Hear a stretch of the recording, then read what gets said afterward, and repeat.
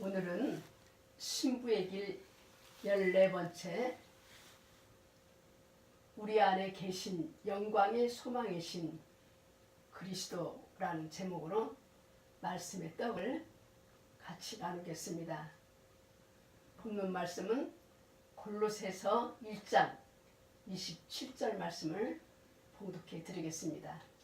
하나님께서는 이방인들 가운데서 이 신비의 영광의 풍성함이 무엇인지 성도들에게 알리려 하시는데, 이 신비는 너희 안에 계신 그리스도 곧 영광의 소망이시니라.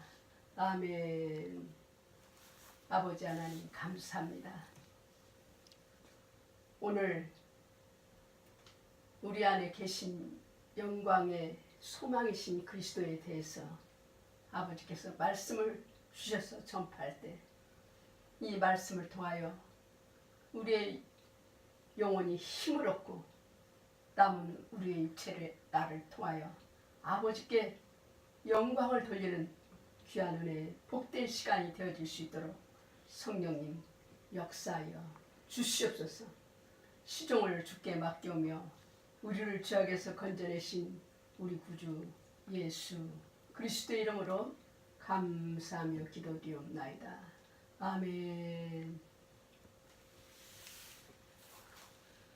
구약시대에 하나님께서 택한 백성인 이스라엘을 통하여 당신의 신비의 영광을 나타내신 것처럼 우리 신약시대에는 예수님께서 이 땅에 오셔서 이방인들 가운데서 창조주 되시며 전능하신 하나님의 신비의 풍성함을 나타내게 하는 것이 하나님 아버지의 계획이며 뜻이라는 것입니다.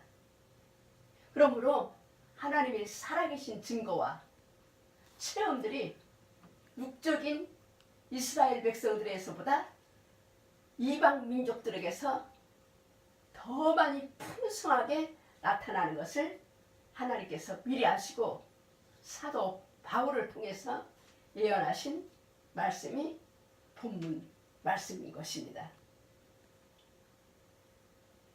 하나님 아버지께서 창세기 2장 19절에 보면은 에덴 동산에서 아담을 불러내어 하나님께서 지으신 각종 들짐승들과 공중의 새와 그 이름들을 지으라고 말씀하셨어요. 또 동산의 모든 나무의 열매는 먹을 수가 있지만은 중앙에 있는 나무의 열매는 먹지 말라고 친히 아담에게 말씀하신 것을 우리가 창세기를 읽어보면 알 수가 있습니다. 그러므로 구약시대에는 주 하나님께서 필요할 때마다 아담과 그 이후 시대에 모세나 특정인들에게 나타나셔서 해야 될 것과 안 해야 될 것들, 해서는 안 될 것들을 알려주시는 것을 성경을 통해서 알 수가 있는 것입니다. 그러나 예수님이 오신 이 신약시대에는 인류의 모든 죄를 사해 주시는 대속사업을 예수님께서 이 땅에 오셔서 완성하시고 승천하신 후에는 죄를 회개하고 예수님을 구주로 영접한 사람들에게 부활의 영으로 믿는 사람 속에 들어오셔서 모든 것을 알게 하시고 하나님의 영광의 신비의 가운데로 인도하시는 것이 하나님의 뜻인 것입니다. 요한복음 14장 17절 하반절에는 그러나 너희는 그분을 아나니 이는 그분께서 너희와 함께 거하시며 또 너희 속에 계실 것이기 때문이라 그랬거든요. 그러니까 쉽게 말하면 구약시대에는 하나님이 백성들 밖에 계셨던 하나님께서 이제 신약 시대에는 성령님의 능력으로 성도 안에 계신다는 말씀인 것입니다. 우리 안에 주님이 와 계시다고요. 그래서 요한복음 16장 16절에는 예수님께서 말씀하시기를 조금 있으면 너희가 나를 보지 못하겠고 또 조금 있으면 나를 보리라. 그 말은 무슨 말씀이시냐면 예수님께서 십자가에 못 박히시고 장사 지내바 되셨다가 사흘 만에 부활하여 승천하심으로 승천하시니까 예수님을 보지 못하잖아요. 그래서 너희가 나를 보지 못하겠고 또 마가의 다락방에서 전심으로 120명이 모여 10일 동안 힘써 기도할 때 막 불의 뼈같이 갈라지며 예수님이 부활의 영으로 성도들 속으로 들어오심으로 주 예수께서 성도와 함께 영으로 계실 것을 알게 될 것이라는 주님의 예언의 말씀인 것입니다. 그러나 유대인들이 그리스도의 복음을 배척함으로 사도 바울께서는 이방인들에게 복음이 전파되었고 이방인들에게 사도 바울이 복음을 전파했죠. 그리고 바울이 성령의 감동을 입고 쓰신 말씀대로 그 이후 이방인들 가운데서 신비의 영광이 풍성함이 세계 방방곡곡에서 증거되고 있음을 우리는 목도하고 있는 것입니다. 그러나 아무리 이렇게 세계적으로 하나님의 영광의 신비가 성도들을 통해서 풍성하게 나타난다 할지라도 나에게 예수님이 함께하지 않는다면 하나님의 약속의 밖에 있는 사람이며 축복의 밖에 있는 외인이 될 수밖에 없는 것입니다. 고린도후서 13장 5절에는 너희는 믿음이 있는가? 너희 자신을 살펴보고 너희 자신을 입증하라. 예수 그리스도께서 너희 안에 계신 줄을 너희가 스스로 알지 못하느냐? 그렇지 않으면 너희는 버림을 받은 자니라. 그렇게 말씀하셨어요. 그러니까 예수님이 우리 안에 계신 줄을 우리가 알지 못하면 우리는 버림받은 자라는 거예요. 그러면 우리가 예수님이 내 안에 계신 줄 어떻게 알 수 있을까요? 어떻게 알 수 있어요? 뭘 보면 알 수 있죠? 그거는 성경 말씀이 예수님께서 내 안에 계시고 내 안에 계신다고 말씀하고 계심으로 고린도 후서 13장 5절 금방 읽은 말씀과 아까 요한복음 14장 17절 하반절에 보니까 성경이 예수님이 내 안에 계신다고 말씀하시고 계심으로 우리는 내 안에 예수님이 계신 줄을 알 수가 있는 거예요. 그리고 내가 알 수 있는 것, 자신이 알 수 있는 것은 성령님께서 내 속에서 역사하시는 걸 내가 느낄 수 있고 또 어쩔 때는 성도의 입을 통해서 증거해 주시기 때문에 우리가 알 수 있는 것입니다. 그러면은 왜 똑같이 예수를 믿는데 어떤 사람은 내 속에 계신 예수님을 깨닫지 못할까요? 그거는 첫 번째, 거듭남, 중생의 체험이 없는 자는 나와 함께 계시고 내 속에 계신 예수 그리스도를 깨닫지 못하는 거예요. 그래서 우리가 천국에 들어가려면 예수님이 말씀하신 대로 요한복음 3장 3절에서 5절 말씀같이 꼭 중생의 필요가 있는 것입니다. 두 번째는 우리가 중생을 했다 하더라도 막 죄와 더불어 살고 회개하지 않으면 영적 감각이 둔해져요. 그래서 예수님께서 이 땅에 오셔서 말씀하시기를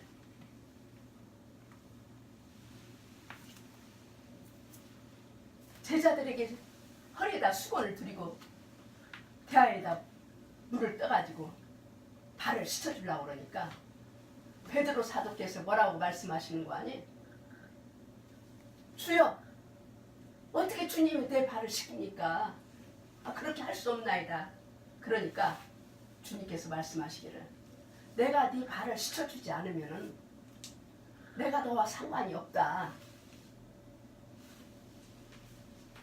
그 말씀은 뭐냐면요, 우리가 침례를 받아서 우리가 죄는 다 사함을 받았지만 우리가 날마다 발로 걸어다니면서 매일 자범죄를 짓기 때문에 날마다 회개해서 주님의 보혈로 씻김받지 않으면 주님과 상관없다는 얘기예요. 그래서 성도라면 반드시 이 땅에 사는 동안 매일 주님의 십자가 앞에 나아가서 주님의 보혈로 씻김을 받아야 주님과 나와 상관이 있는 자가 되는 것입니다. 그렇지 않고 침례를 받았다 할지라도 회개하지 않고 하나님 앞에 자백을 하지 않는다면 영적 감각이 둔해져요. 그래가지고 내 속에 함께 계시는 예수님도 깨닫지 못하고 나와 함께 계시는 예수님을 깨닫지 못하게 되는 것입니다. 그 다음에 세 번째, 왜 예수님께서 내 안에 계시고 나와 함께 하신다는 것을 느끼지 못하는 세 번째 이유는 예수님의 영은 인격체이기 때문에 우리가 주님의 임재를 원하고 주님을 환영하고 사모하는 사람에게 주님이 임하시는 것이지, 우리가 간절히 주님을 찾지도 않고 주님을 기뻐하지도 않고 관심도 없고 주님보다 세상에 마음이 있고 주님을 사랑하지 않는 사람에게는 주님의 임재가 없어요. 그래서 우리 성도라면 마땅히 주님을 항상 사모하는 마음을 가지고 간절히 찾고 주님을 내 안에 들어오시도록 항상 주님을 찬양하고 주님을 기뻐하고 세상에 있는 것들을 사랑하지 말고 주님을 제 1순위로 살아갈 때 항상 주님이 나와 함께 하시는 것을 주님이 깨닫게 해주시는 거예요.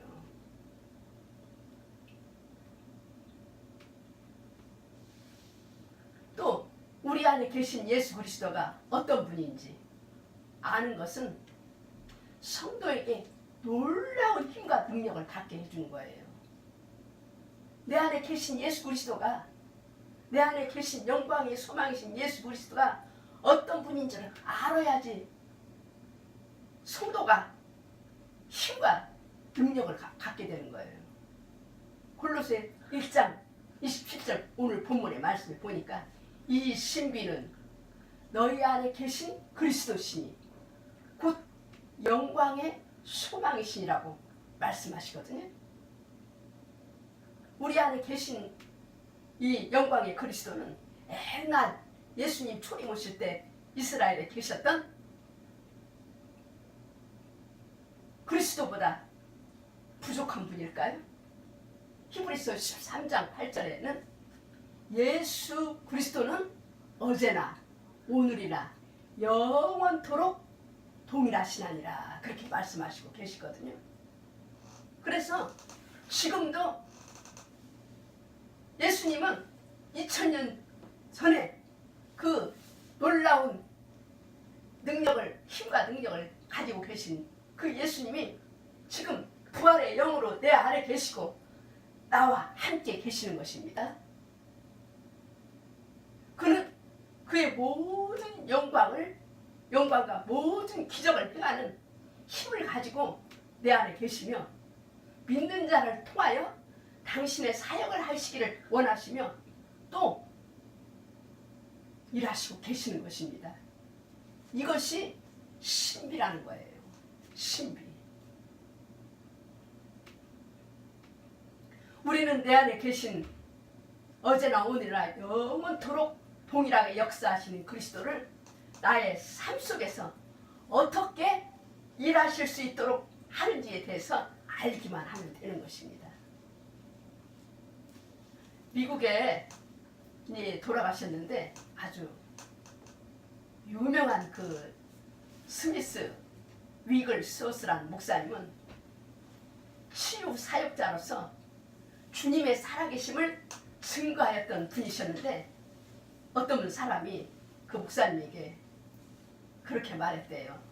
당신은 정말로 대단한 사람이 분명합니다. 막 안전병이도 일으키고 막 그냥 놀라운 치유의 역사를 일으키니까 당신은 정말로 대단한 분임이 분명해요. 그러니까 그 목사님 말씀이 뭐라고 하시냐면 아닙니다. 나는 단지 성경 말씀에 내 안에 계신 그리스도가 세상에 있는 사탄보다 더 크시도다라고 나와 있는 말씀을 내 마음속으로 기억할 뿐입니다. 나는 단지 내 안에 위대한 분이 계시고 그분이 일하신다는 것을 알고 있을 뿐입니다. 그렇게 말씀하셨다는 거예요.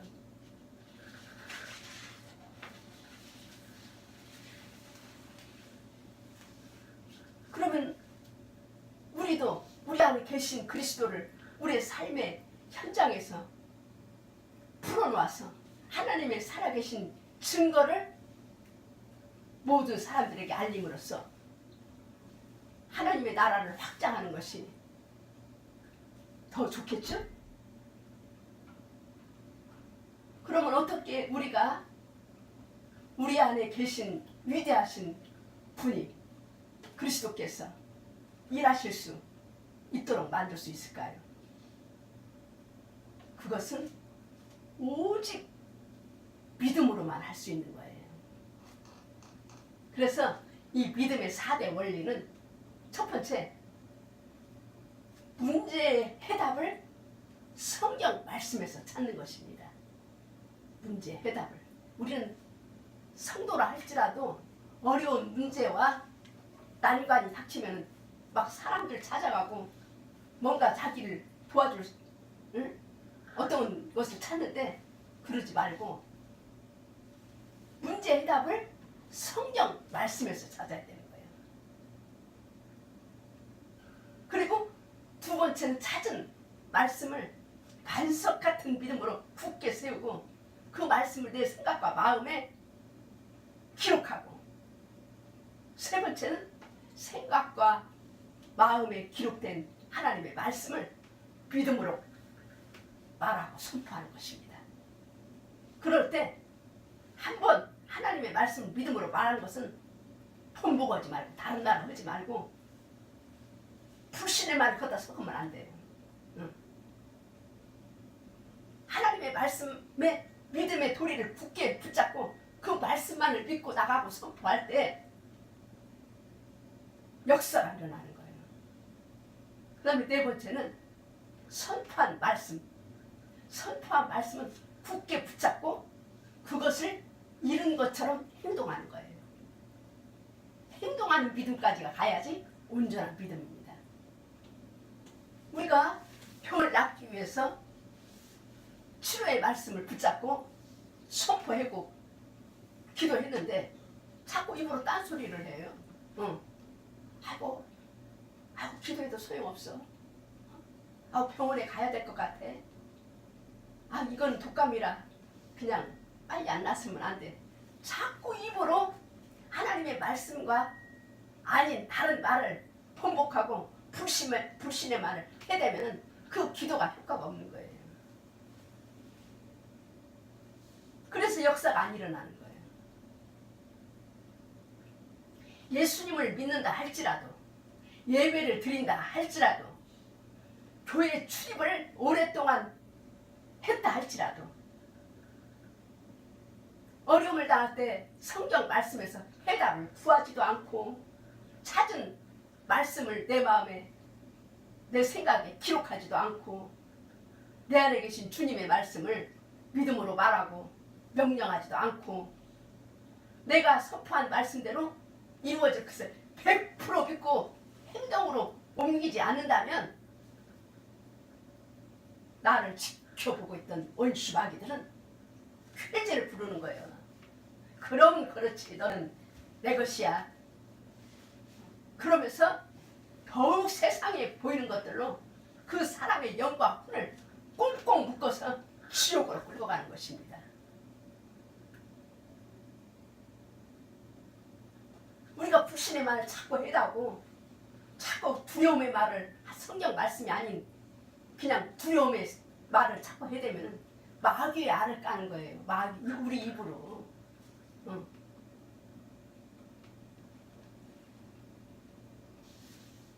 그래서 이 성도의 입은 좋은 것을 생산해낼 수도 있고 악한 것을 만들어낼 수도 있는 지체인 것을 여러분 항상 기억하시고 항상 기도할 때마다 성령의 불로 내 입술에 굴레를 씌워달라고 오직 하나님의 말씀만 믿음으로 선포하는 입술이 되게 해달라고 하나님께 기도하시길 바랍니다.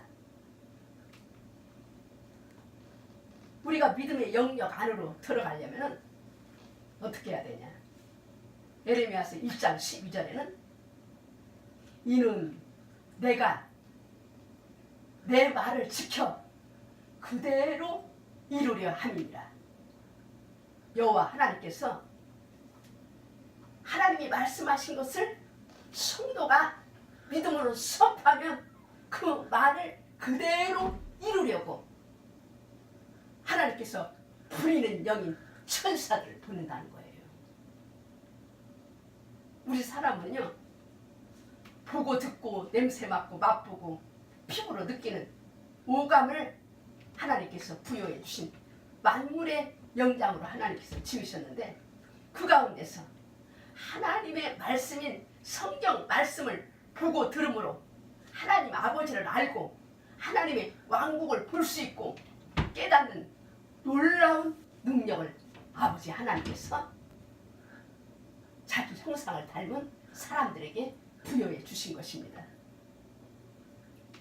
그러므로 하나님의 말씀을 믿는 것은 최고의 선택이며 우리를 최고의 자리로 인도해 주는 안내자인 것입니다. 하나님의 말씀이 영적인 법칙이에요. 그리고 그 영적인 법칙을 믿는 사람이 입으로 말할 때 하나님의 말씀은 창조적인 능력이 있는 거예요. 우리가 몸이 아플 때 만일 우리가 말씀을 선포하고 기도했는데도 아픈 것을 느낀다면 성도는 어떻게 해야 될까요? 대개 다 거기서 무너지는 거예요. 아픈 것이 느껴질 때. 우리의 경험으로는 육의 생각으로는 치유된 것이 아니네. 우리가 기도를 했는데도 명령을 했는데도 아픈 것을 느끼면은 입으로 그 말을 편보지 마시고 계속 하나님의 말씀 믿음의 도리를 굳게 붙잡고 믿음으로 말씀을 선포하셔야 역사가 일어나는 거예요. 또 질병의 문제뿐 아니라 우리가 만일 어떤 문제, 어떤 난관을 위해서 기도했는데도 형편이 더욱 나빠졌다. 그러면은 믿음이 약하신 분, 저도 그랬었어요. 훈련이 안 됐을 때는 그냥 계속 끝까지 문을 두드려야지. 누가복음 18장에 있는 말씀같이 불의한 재판관과 과부의 비유같이 그냥 계속 하나님께 두드리라. 그래서 그냥 문제가 생기면은요, 저는 그 전에 그냥 아침밥 먹고 막 기도실로 쫓아가는 거예요. 왜 하나님 내가 기도를 했는데도 이 문제는 해결을 안 해주지? 가서 그냥 하나님과 단판을 내자 그런 마음으로 막 그냥 기도실에 쫓아가곤 했었는데 문제가 해결될 때까지 그냥 하늘문을 계속 공격하라 이런 마음으로 그냥 열심히 기도를 했는데 그것보다는 하나님의 말 믿는 자는 하나님의 말씀을 선택해야 돼요. 하나님이 이럴 때는 뭐라고 말씀하셨을까? 그리고 말씀으로 찾아가 보는 거예요. 성경에 보니까 마가복음 11장 23절에서 24절에 보니까 기도할 때는 받은 줄로 믿으라 그랬어요. 그러면 그대로 될 것이니라. 근데 우리는 느낌과 감각과 이 모든 보고 듣고 이런 것으로 해결이 안 되면은 내 경험으로 이건 아니야 이거 기도 응답이 안 됐어 그렇게 우리가 말하고 생각할 때가 많거든요. 그거는 하나님의 말씀과 안 맞는 거라 이 말입니다.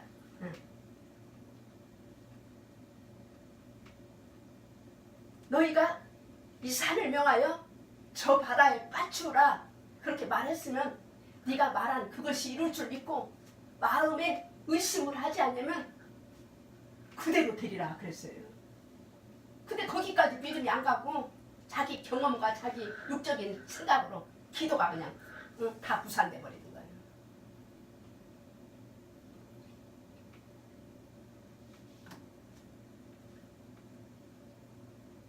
이 치유의 말씀이 베드로전서 2장 24절 친히 나무에 달려 그 몸으로 우리의 죄를 담당하셨으니 이는 우리로 죄에 대하여 죽고 의에 대하여 살게 하려 하심이라. 저가 채찍에 맞음으로 우리는 나음을 얻었나니 그런 말씀 있잖아요. 그래서 잠언서 4장 20절에 22절에 보면은 하나님의 말씀이 곧 생명이요 하나님의 말씀이 의약이라고 했어요. 약이라고 했어요. 그래서 우리가 하나님의 말씀을 믿음으로 선포하면은 약을 먹는 거예요. 영적인 약을 먹는 거예요. 그래서 우리는 말씀을 선포한 다음에 예수님이 채찍에 맞을 때 나는 나음을 얻었습니다. 그렇게 믿음의 말을 믿음의 고백을 하나님 앞에 올려드려야 돼요. 하나님 아버지 저를 치료해 주셔서 감사합니다. 그게 응답의 기도인 것이에요. 그리고 낯선 것처럼 믿고 이제 행동을 하는 거예요.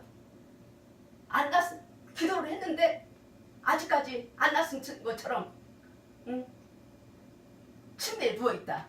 그건 행동이 말씀과 안 맞잖아요. 저도 막 요새 어깨가 좀 많이 안 좋아요. 자다가도 막 선포를 하는 거예요. 하나님의 말씀을 선포하고 막 질고를 예수의 이름으로 물리치는 거예요. 그렇게 하나님의 말씀을 선포할 때는 하나님의 말씀과 나의 믿음이 일치되도록 하는 것이 중요해요. 그리고 헛된 말 하면 안 돼. 안 낯선 것 같아. 아픈 것 같아. 자꾸 부정적인 말을 하면은 하나님의 말씀의 효과가 없어지는 거예요. 치료의 말씀은 또 마태복음 8장 17절에도 이사야 53장 4절에서 5절에도 나오니까 그 말씀을 우리가 믿음으로 날마다 선포하는 것이 이 세상에 있는 약 먹는 것보다 훨씬 효과가 좋아요.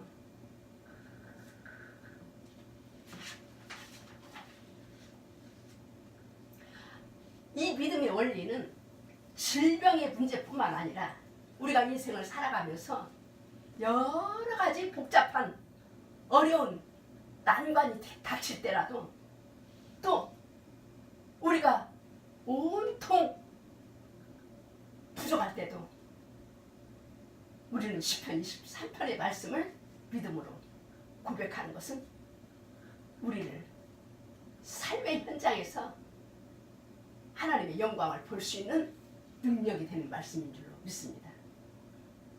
여호와는 나의 목자시니 내가 부족함이 없도다. 그렇게 고백하십시오. 그러면 우리의 경험은, 우리의 육의 생각은 현재 상황을 바라보고 지금 내가 말하고 있는 것은 거짓이며 이루어질 가능성이 없다고 느껴질지라도 성도는 우리의 감각을 믿는 것이 아니에요. 우리 경험을 믿는 것이 아니라 우리 감각과 경험과 느낌은 무시해버리고 오직 기록된 성경 말씀만이 사실이며 진리라는 것을 믿고 입으로 그 말씀이 나의 일부가 될 때까지 계속 고백하고 또 고백하면 하나님께서 그 말씀을 이루시기 위하여 부리는 영이신 하나님의 천사들을 보내서 그 일을 이루시는 것입니다. 문제의 해답이 되는 말씀을 나의 영 안에서 형성되어 나의 일부가 될 때까지 계속 고백하고 또 고백하면 우리가 존재하리라고 꿈에도 생각지 못했던 믿음의 영역 안으로 들어가는 것을 깨닫게 될 것입니다. 아버지 하나님께서는요, 하나님의 백성인 우리가 하나님께서 천지와 만물을 하나님의 말씀으로 창조하신 것 같이 우리 하나님의 자녀들도 혀의 창조적인 능력을 사용하실 원하시는 거예요. 주님께서는 말씀하십니다. 내가 너희를 위하노라. 나는 너희가 형통하고 잘 되기를 원하지만 너희가 믿음을 사용하고 말씀에 근거하여 성경 말씀에 근거하여 행동을 함으로써 내가 너희에게 준 천국 열쇠를 사용하기 원한다. 메고 푸는 권세는 하늘에 있지 않고 땅에 있다. 마태복음 16장 19절에 예수님이 친히 말씀하셨죠. 그래서 우리는 하나님의 말씀의 약속들을 리스트를 만들어 가지고 매일 소리를 내서 고백함으로써 하나님의 말씀을 선포할 때 시간이 지날수록 그 선포된 말씀이 우리의 영 안으로 들어와서 쌓이게 되는 것입니다. 그래서 우리의 영 안에 하나님의 말씀이 충만해지면 우리가 믿음으로 영역하게 믿음의 영역 안으로 들어가게 된 것을 제일 먼저 나의 영이 알게 돼요. 이 실제적으로 몸은 안 다친 것 같은데 나의 영에서는 마음이 평안해. 낯선 걸로 믿어져. 우리 영 안에 하나님의 말씀이 채워지면. 그 다음에 두 번째, 우리의 우리의 생각 속에서 나의 모든 문제, 내가 기도한 문제가 하나님의 말씀을 선포한 그 문제가 해결된 것을 내 혼이 알아요. 그 다음에 세 번째는 제일 나중에 이 몸에서 치유된 것을 알게 되거든요. 그래서 우리가 하나님의 말씀을 자꾸 먹으면 우리 영에서 혼에서 몸으로 흘러나가는 거예요.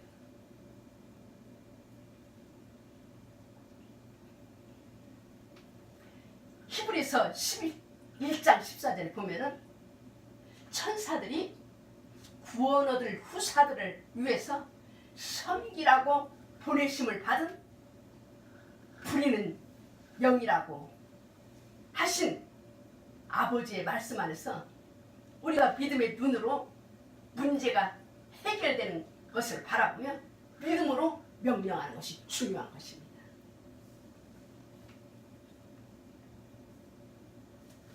어떻게 명령하냐면 나는 그 부리는 영이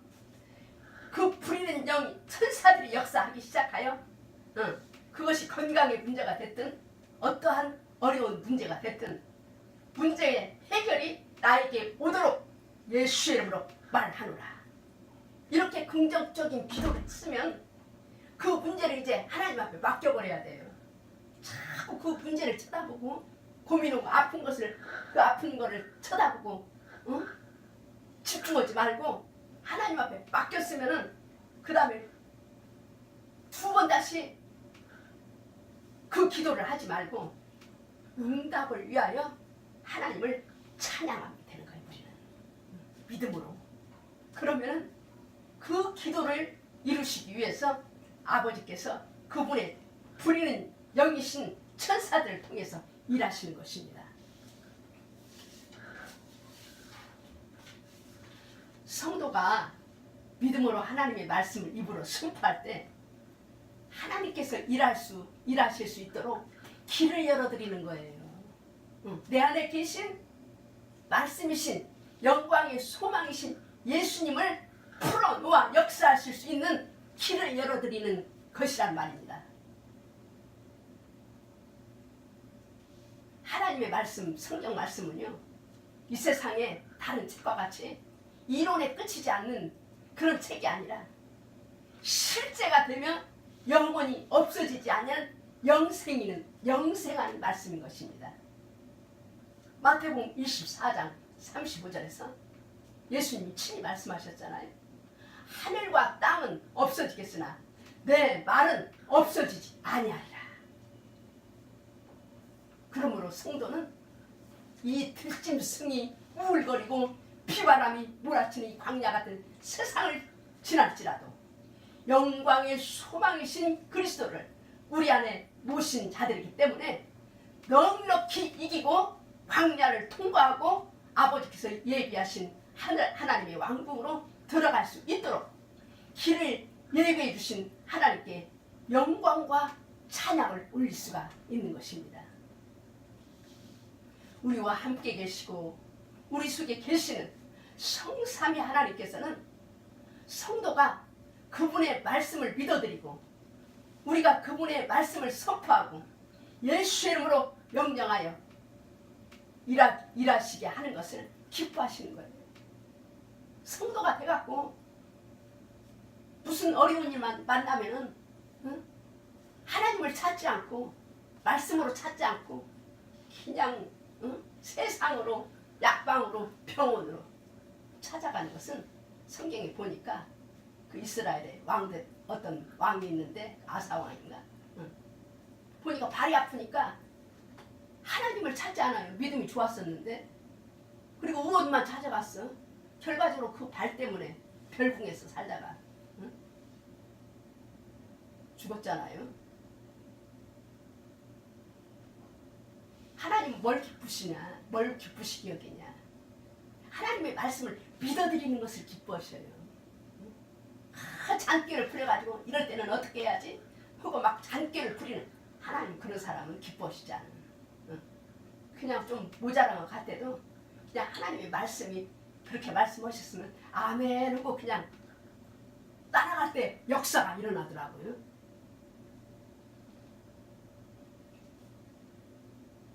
우리가 하나님의 말씀을 믿어드리기만 하고 그분의 말씀을 그대로 선포하면 이 일은 하나님이 일하시는 거예요. 우리가 하는 것이 아니라. 우리가 한다고 생각하니까 어렵죠. 우리가 어떻게 남의 병을 고칩니까? 내 병도 못 고치는데. 욥기서 37장 14절에 보니까 하나님의 놀라운 일을 깊이 생각하라. 하나님의 이름이요. 원더풀이에요. 원더풀. 하나님이 일하시면 놀라운 일, 원더풀한 일이 생기는 거예요. 그래서 우리의 삶에 하나님이 일하시는 결과물을 가르쳐 사람들은 기적이라고 말하는 거예요. 요한복음 6장 28절에서 29절에 보니까 그때에 그분께서 예수님께서 이르되 그분께 이르되 제자들이 이제 그분께 예수님께 이르되 우리가 어떻게 하여야 하나님의 일들을 하리까 그렇게 질문하니까 예수님께서 그들에게 대답하여 이르시되 하나님께서 보내신 자를 너희가 믿는 것 이것이 곧 하나님의 일이라 하시니라. 우리는요 우리가 뭐 일을 하려고 그러면 그거는 종교인이 되는 거예요.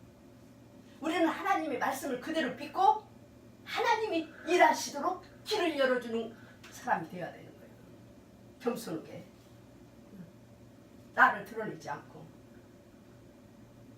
그래야 하나님의 일은 하나님이 하시는 것입니다. 사람은 할 수가 없어요. 성도가 할 일은 하나님께서 보내신 자 예수를 믿는 것이 하나님의 일이라고 주님께서 말씀하셨어요. 곧 성경에 기록된 모든 하나님의 말씀을 그대로 받아들여 믿는 것이 하나님의 일인 것입니다.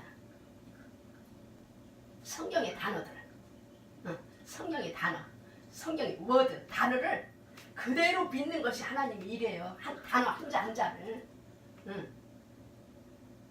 교회는 다니면서 목사들도 마찬가지예요. 목사들도 하나님의 말씀을, 하나님의 단어, 말씀을 안 믿으면 소용이 없어요. 지식으로 알면 뭐예요? 지식으로. 지식으로 알기만 많이 알면은 성경에 보니까 교만하여 질 뿐이라 그랬어요. 하나님의 말씀은요, 지식으로만 아는 것이 아니라 실제요, 행동으로 옮겨야지 역사요, 역사가 일어나고 열매가 나타나는 거예요. 그래서 요한복음 1장 1절에서 3절 14절에 보면은 태초에 말씀이 계시는데 그 말씀이 곧 하나님이시니라 그랬어요. 그 말씀이 하나님과 함께 계셨고 그 말씀이 모든 지으신 것이 하나라도 없으면 하나도 이루어진 것이 없다고 그랬고 14절에 보면은 말씀이 육신으로 오신 분이 예수님이라고 그랬어요. 그러니까 우리가 교회를 오래 다니면은 다니는 것이 그게 문제가 아니라 하나님의 말씀 한 단어, 한 워드가 한 말씀이 생명으로 내게 받아들여져야 돼. 그래야지 역사가 나타나는 거예요.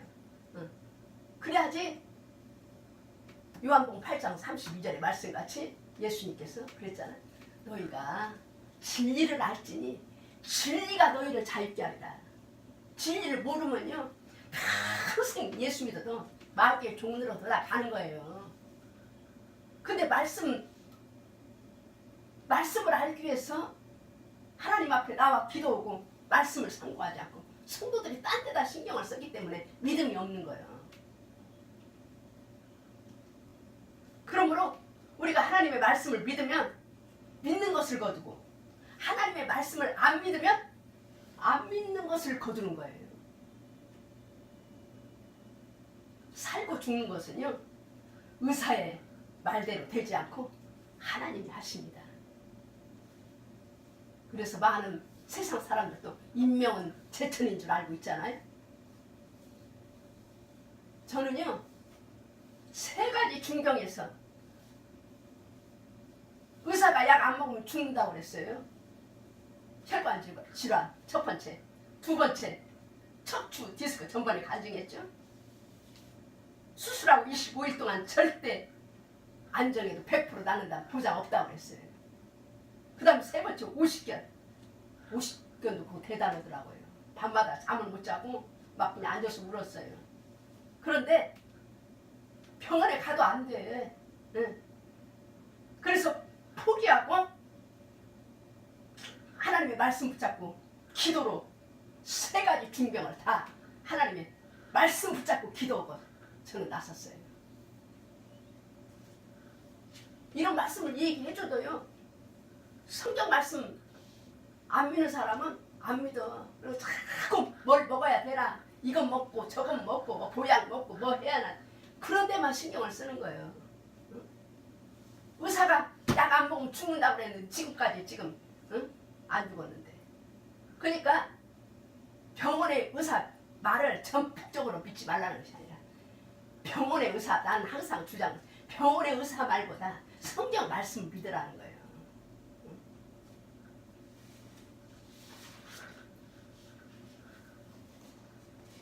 제가 이 고려대학 병원에서 한 뇌출혈 환자를 만났던 일을 잠깐 말씀을 드리겠습니다.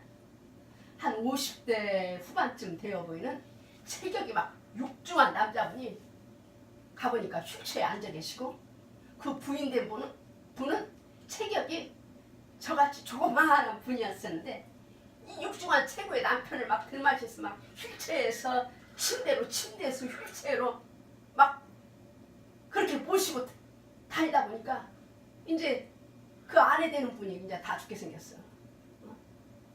그래갖고 너무나 힘들고 지쳐가지고 얼굴 보니까 다 그냥 죽어가는 얼굴이더라고. 그래서 제가 전도를 하기 위해서 말을 붙였어요. 그분한테. 혹시 아주머니께서는 신앙은 계시지 않고 신앙은 가지고 계시지 않으신가요? 그렇게 물었더니 그분이 말씀하시기를 처녀 때는 교회를 다녔는데 불교 믿는 가정으로 시집을 오게 되어서 시어머니 따라 또 절에 가서 열심히 불공을 드렸다는 거예요. 그래서 제가 그렇게 말했어요.